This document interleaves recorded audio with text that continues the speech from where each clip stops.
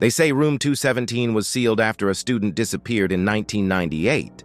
But last Friday, someone heard knocking from inside. Lincoln High wasn't one of those fancy private schools.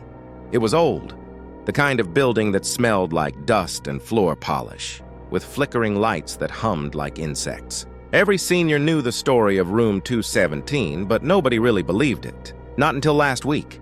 It started on a Thursday evening. The janitor, Mr. Collins, was finishing his shift.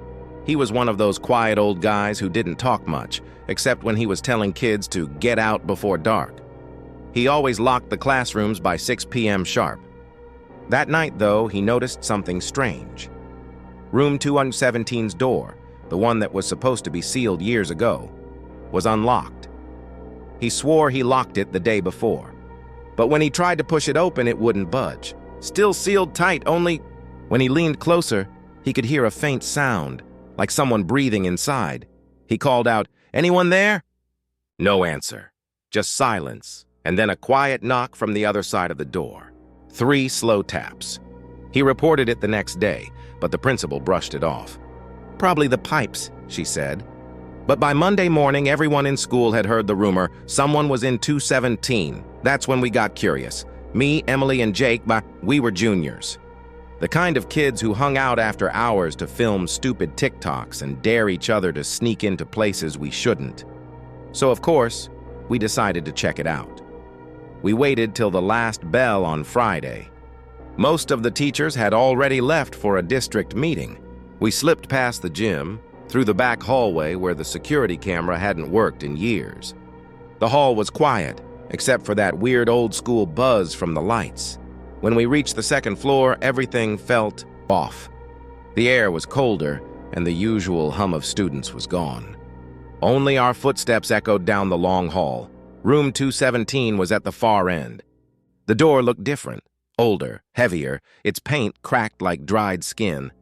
There was a faded yellow "Do Not Enter" sticker half peeled off. Jake tried the handle. Locked. Emily whispered, "Maybe it's sealed from the inside." And then, click, the handle moved by itself. We froze. Jake looked at me. "You saw that, right?" Before I could answer, the door creaked open an inch, just enough for a thin sliver of darkness to spill into the hallway. Emily whispered, "Okay, nope, not doing this," and started to back away. But Jake, being Jake, pulled out his phone. "Let's just peek in, man. If we get something, this video will blow up." He pushed the door slowly. It groaned like something alive. Inside, the classroom was cold, freezing. The lights didn't work, but the evening sun leaked through the blinds, cutting lines across the dusty desks. Everything was still in place. Old desks, chairs, even faded notebooks on some tables. It looked like the students had just left and never came back. Then we saw the chalkboard. Someone had written something in white chalk, fresh and clear. "Still here." Jake thought it was a prank. "Some senior must have done this," he said, walking toward the board. He reached out to touch the writing, and the second his finger brushed the chalk, the door slammed shut behind us. Emily screamed. Jake dropped his phone. The sound echoed like thunder. We rushed to the door, but it wouldn't move. No matter how hard we pulled, it stayed locked from the outside. I grabbed Jake's phone and turned on the flashlight. The screen was cracked, but it still worked. That's when we noticed the air. There was mist forming inside the room, like cold breath hanging in the air. Then we heard it, a faint scratching sound coming from inside one of the lockers. Emily whispered, trembling, "It's coming from that one." She pointed to a locker near the back.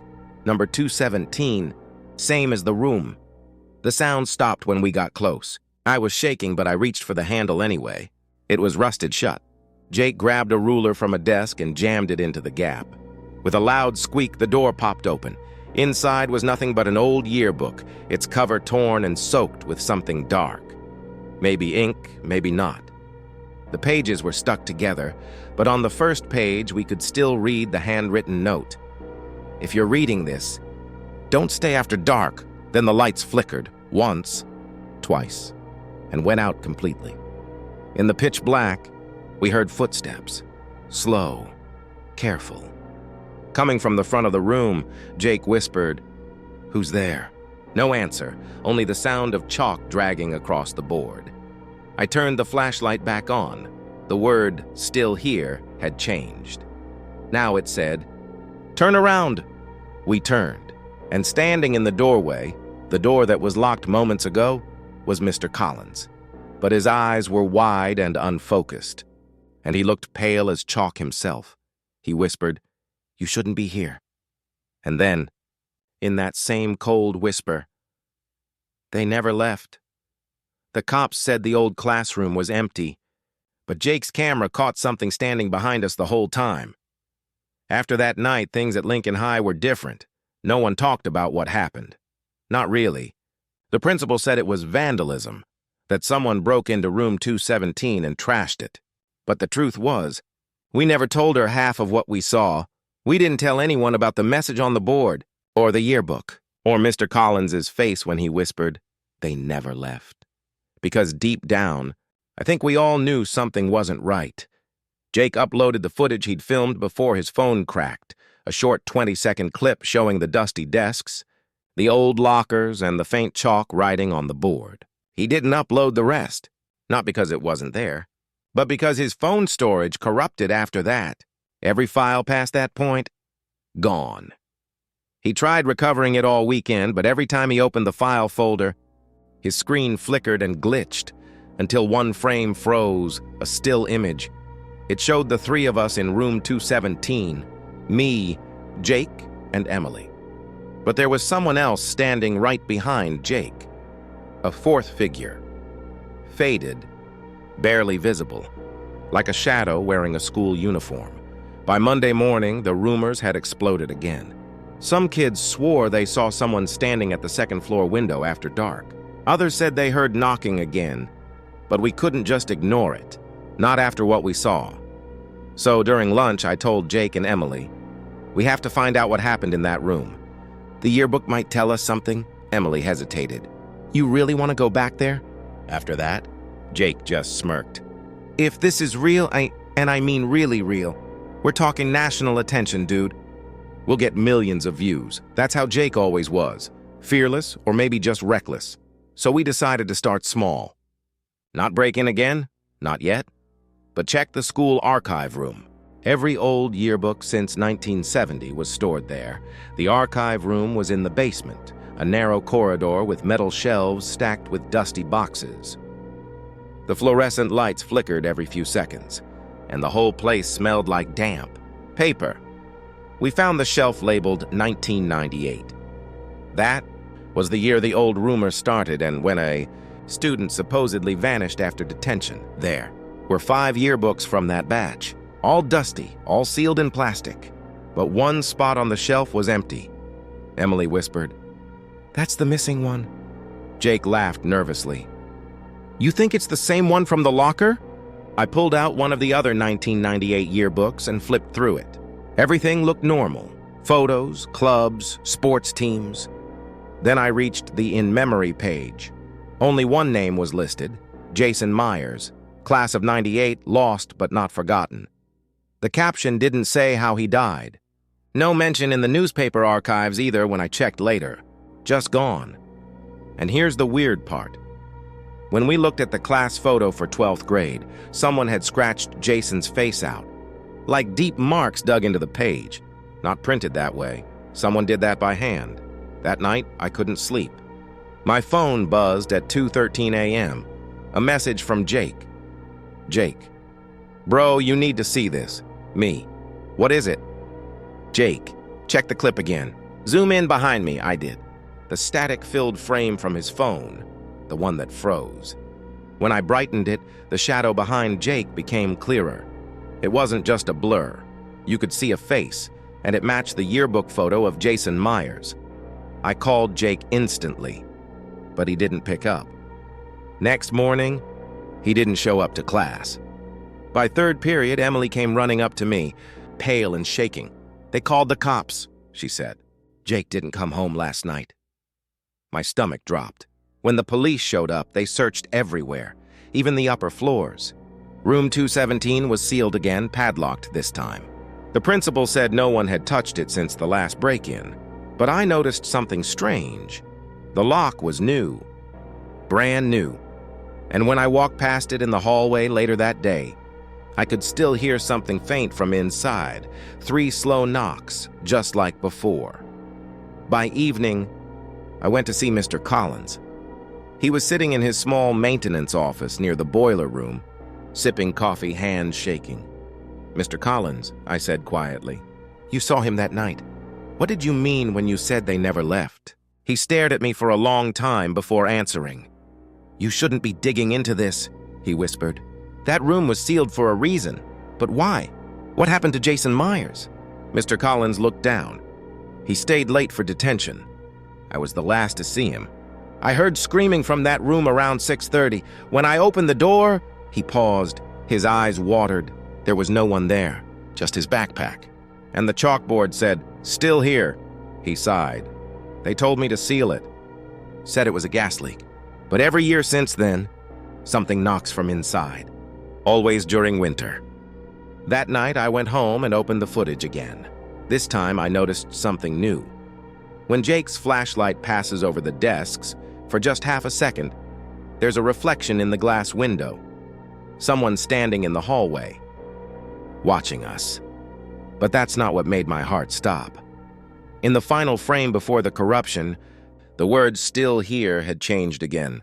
This time, it said, "Now one of you." Next morning, the cops found Jake's phone.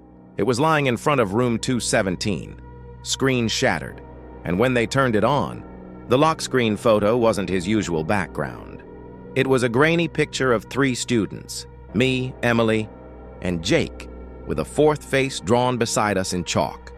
We thought Jason Myers was just a name in an old yearbook, until we saw him walking past the security camera, 27 years after he vanished. The police stayed on campus all week after Jake disappeared. They questioned everyone, teachers, janitors, even us, but none of them mentioned room 217. The official story was that Jake had run away. Emily didn't buy it, neither did I. She stopped talking much, though. Barely slept.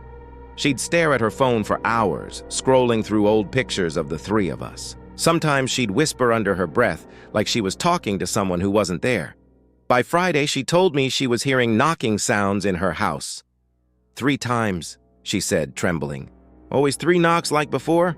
I didn't know what to say. I tried to convince her it was just stress, but even as I said it, I didn't believe myself, because the night before, I'd heard it too.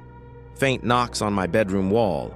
At exactly 2:17 a.m., at school, rumors started spreading again. Some said the cops found Jake's backpack behind the science wing, torn open, books scattered. Others swore they saw someone walking in the hall on the security cameras. But when the officers checked, the footage was missing. I didn't know what was real anymore, so I decided to find out myself. That afternoon, I went to the security office, a small room next to the gym, filled with monitors showing every hallway and exit. The officer on duty, Mr. Reed, was new and looked half asleep behind his desk. "Hey, Mr. Reed," I said, "do you have footage from last Friday?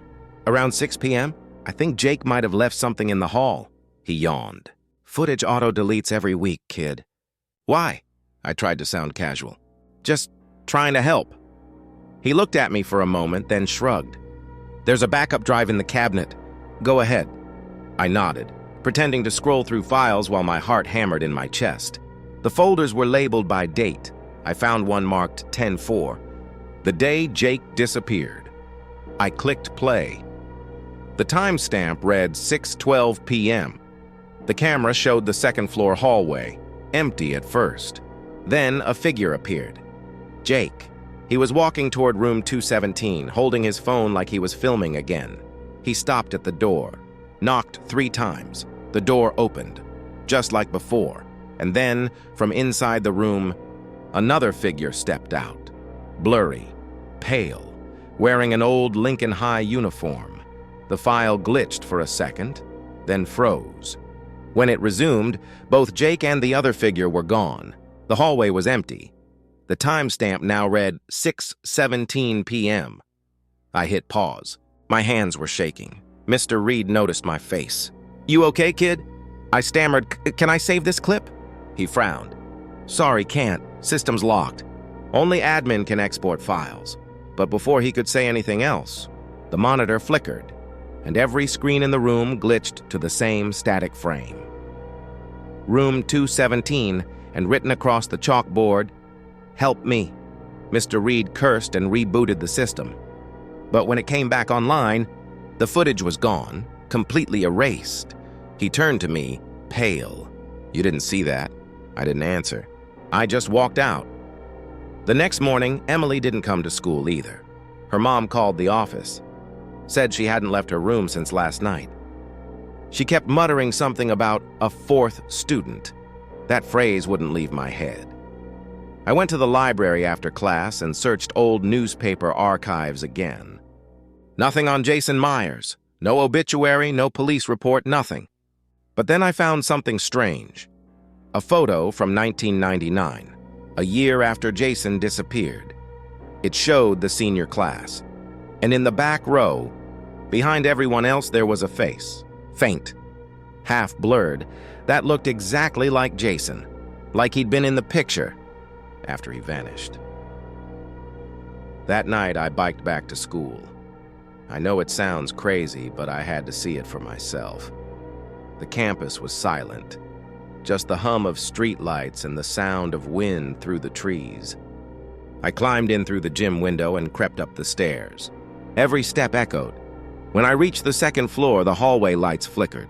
The padlock on room 217 was gone. The door stood slightly open. Inside, the desks were covered in dust again. The chalkboard was clean, wiped completely. But on the teacher's desk lay the missing yearbook. It was open to the senior photo page. Jason's face wasn't scratched out anymore. Instead, there were now 4 students in the row where there had only been 3 before.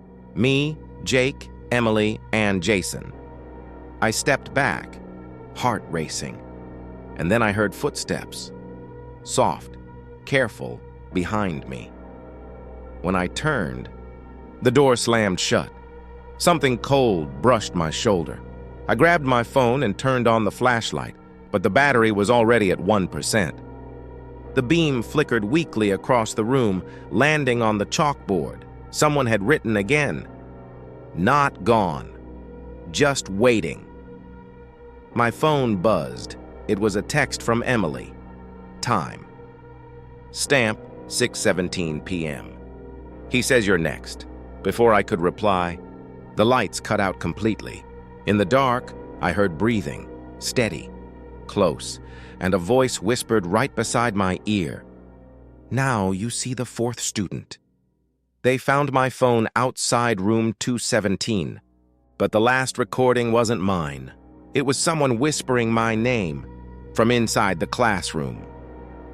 The night after Emily's text, everything started falling apart. Her mom reported her missing the next morning. Her phone was found at the edge of the school field, screen cracked, covered in dirt. The last message on it was sent to me. Don't answer if he knocks. Police swarmed Lincoln High again. This time, they sealed the second floor completely. Students weren't allowed up there, and teachers avoided even talking about it. But we all knew another one of us was gone. And somehow, I was still here. That afternoon, I was called into the principal's office. "Evan," she said softly, "I know you were close to Emily and Jake, but I need you to stop spreading stories about that room." I stared at her. "Stories? You think this is a joke?" She folded her hands. "Do you know how many times this school has been investigated since 1998? Do you know how many people lost their jobs because of rumors?" She leaned closer. "Jason Myers never existed." I blinked. "What?" She turned her monitor toward me. On the screen was the digital archive for Lincoln High's class of '98. No Jason Myers, no photo. No memorial page, but I'd seen it. I held the yearbook. Someone must have... I started. She cut me off. "Drop it, Evan. Whatever happened to your friends has nothing to do with that classroom." Her tone shifted. Calm, firm, almost rehearsed. That's when I realized she was lying. I went home that night and couldn't shake it off. I searched online, local news archives, missing persons lists, even old Reddit threads. Nothing about a Jason Myers from Lincoln County. It was like he'd been erased. But deep inside, I knew what I'd seen. That room existed. He existed, and he wasn't done yet. At 2:17 a.m., my phone buzzed. An unknown number. A voicemail. I pressed play. There was heavy static for a few seconds, then a faint voice. "Evan, come back, they're waiting." I dropped my phone. My window rattled once, twice. Then 3 knocks came from the other side of the wall. My breath caught the same rhythm, the same sound. I should have called someone. But instead, I grabbed my jacket, my flashlight, and biked back to school. Again. The gates were locked, so I went around the back, through the maintenance tunnel near the boiler room. It smelled of rust and mildew. Every step echoed too loudly. When I reached the second floor, the hallway lights were out completely. My flashlight beam danced over the lockers, the cracked tiles, the faded "Do Not Enter" sign. The door to room 217 stood wide open. Inside, everything looked exactly the same. The desks. The chalkboard. The yearbook lying open. Only one thing was different. My name was written on the board. Evan Rivers, class of 2025. I froze. My hand trembled as I raised the flashlight. There was movement in the reflection of the glass window, like someone standing just outside the door frame. "Who's there?" I whispered. No reply, just soft, slow breathing. I turned toward the sound and saw Jake standing in the corner. His eyes were dark. His clothes torn. He looked wrong, like he'd been standing there for days. "Jake?" I whispered. He tilted his head, expression blank. Then he spoke, barely above a whisper. "He wants you to stay." The lights flickered. Suddenly, the desks weren't empty anymore. They were filled with students, motionless, silent, faces pale like dust. Each one wore an old Lincoln High uniform, and in the back row sat Jason Myers. He looked straight at me, smiling faintly. We never left. Evan, the yearbook on the teacher's desk, flipped open by itself, pages tearing, fluttering, until it stopped on a new photo spread. Class of 2025. My class. My face was there, so were Jake's and Emily's. And right below it, printed neatly in black ink, "In memory of." I stumbled backward, heart pounding. I tried to run, but the door slammed shut before I reached it. The air grew cold, so cold it hurt to breathe. The chalk squeaked behind me, writing words across the board again, one by one. Not gone, not forgotten, still here. My flashlight died. Everything went black. For a few seconds, there was only the sound of breathing, dozens of them, all around me. Then, one last whisper.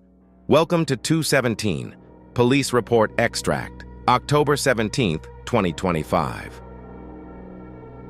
Location, Lincoln High School. Lincoln County, MN Incident, student missing, Evan Rivers, 17.